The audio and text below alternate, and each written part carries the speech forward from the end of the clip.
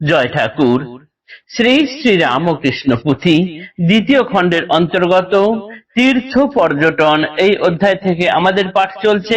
আজ আমরা পাঠ করব পৃষ্ঠা সংখ্যা 144-এর অর্ধেক থেকে 145-এর কিছু অংশ পর্যন্ত। আজ আমরা এই অধ্যায়ের পঞ্চম দিন পাঠ করছি। এই আজকের পাঠের আগে আমরা দেখেছি ঠাকুর মথুর বাবুর বাড়ির দুর্গা পূজাতে নিজেকে প্রতিমার সঙ্গে একসঙ্গে কিভাবে লীন করে দিয়েছিলেন। দুর্গা পুজোয় ঠাকুর বেনারসি শাড়ি পরে, চেলি পরে এত সুন্দরভাবে প্রতিমার সামনে গিয়ে দাঁড়িয়েছিলেন এবং নিজের সখী ভাবে চামর ব্যজন করছিলেন, চামর দিয়ে হাওয়া করছিলেন। তাকে এত সুন্দরই লাগছিল দেখতে যে মথুর বাবু পিছন থেকে ঠাকুরকে দেখে বুঝতে পারছিলেন না যে কোনজন দেবী আর কোনজন প্রভু। কার সাধ্য তখন কাকে চেনে? মনে হচ্ছে ঠাকুরই দেবতা নাকি এখানে প্রতিমা দেবতা, কোনো কিছু ঠিক করা যাচ্ছে না। এই রকম অবস্থা। অর্থাৎ ঠাকুর নানান সময় মথুর বাবুকে তার নিজের রূপ ক্ষণিকের জন্য দেখা দিয়েছিলেন এবং মথুর বাবু এই দেখা পেয়ে ধন্য হয়েছিলেন। এমন অবস্থা। এই অবধি আমরা আগের দিন পাঠ করেছিলাম। আজ তার পরের অংশ পাঠ করব, যেখানে দেখব মথুর বাবুর স্ত্রী তীর্থে যাওয়ার বায়না করছেন এবং ঠাকুর তাতে রাজি হচ্ছেন। এই জায়গাটি।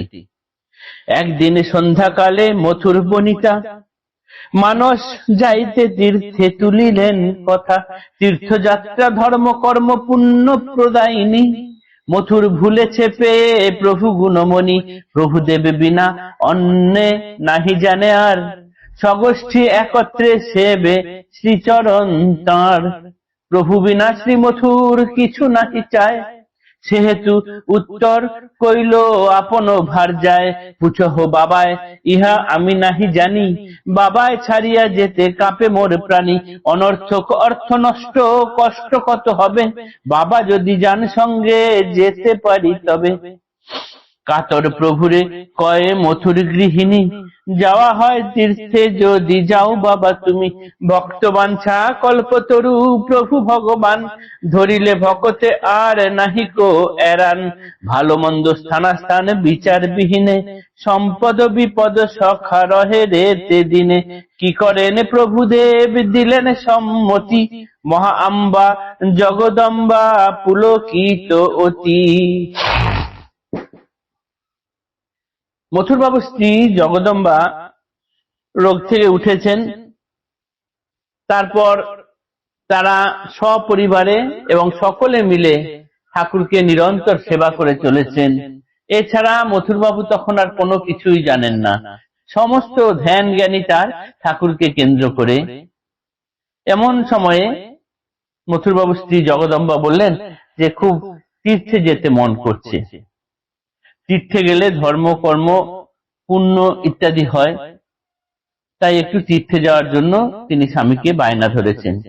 কিন্তু স্বামীর এই সময়ে সমস্ত ধ্যান জ্ঞানী ঠাকুরকে কেন্দ্র করে ঠাকুরকে ছেড়ে যেতে তার মন চায় না। জানি না কত কষ্ট হবে এবং তীর্থে গেলে অনেক অর্থ নষ্ট হবে, শারীরিক কষ্ট হবে। তবে হ্যাঁ, তিনি এই কথাটা স্ত্রীকে বললেন, যদি বাবা যান অর্থাৎ প্রভু যদি সঙ্গে যান তাহলে যেতে পারি। তাই আমাকে জিজ্ঞাসা করো না, তুমি ঠাকুরকে জিজ্ঞাসা করো উনি যাবেন কিনা। তাই এবার জগদম্বা মথুরবাবুর স্ত্রী ঠাকুরকে গিয়ে জিজ্ঞাসা করলেন, বাবা খুব তীর্থে যেতে মন হয়, তুমি যদি যাও সঙ্গে তাহলে যেতে পারি। ঠাকুর হচ্ছেন ভক্তবাঞ্ছা কল্পতরু। তিনি যখন কোনো ভক্তকে ধরেন, ভক্তের কোনো আদর আবদার এড়াতে পারেন না। ভালো মন্দ স্থান অস্থান ইত্যাদি বিচার করে আর দেখা সম্ভব হয় না। তখন সম্পদে বিপদে সবকিছুতে তার ভক্তকে ধরতেই হয়, ধরে রাখতেই হয়। তাই ঠাকুর সম্মতি দিলেন যে হ্যাঁ ঠিক আছে যাব। কি করেন প্রভুদেব দিলেন সম্মতি। মহা আম্বা জগদম্বা পুলকিত অতি।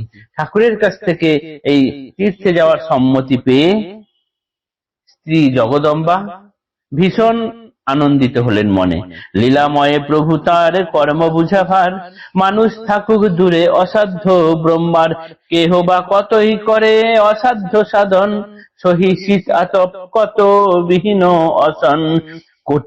কোটিতে কৌপিন মাত্র তরুতলে বাস, সজল নয়নে ছাড়ে সুদীর্ঘ নিঃশ্বাস। আত্ম সুখ বিবর্জিত ক্ষুধা তৃষ্ণা হারা, জীর্ণ শীর্ণ চর্মহীন হারেরও চেহারা। তথাপি তিলেক তরে না পায় দর্শন, কেহ সঙ্গে রঙ্গে করে দিন জীবন যাপন।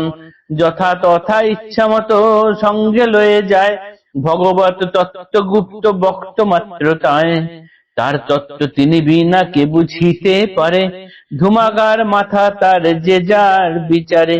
তীর্থে যেতে আয়োজন করেন মথুর, মনোমত ভৃত্য অর্থ প্রচুর প্রচুর।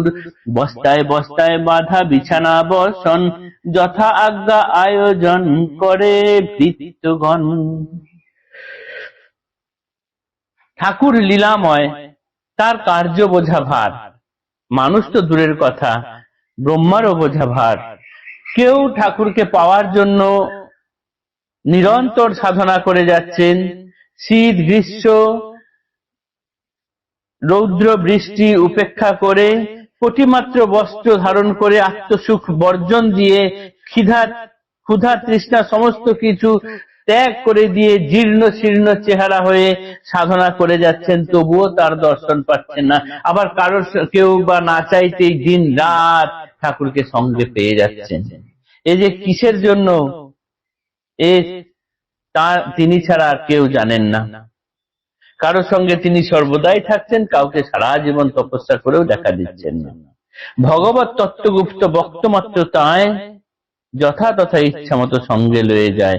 তার তত্ত্ব তিনি ছাড়া আর কেউ বুঝতে পারেন না।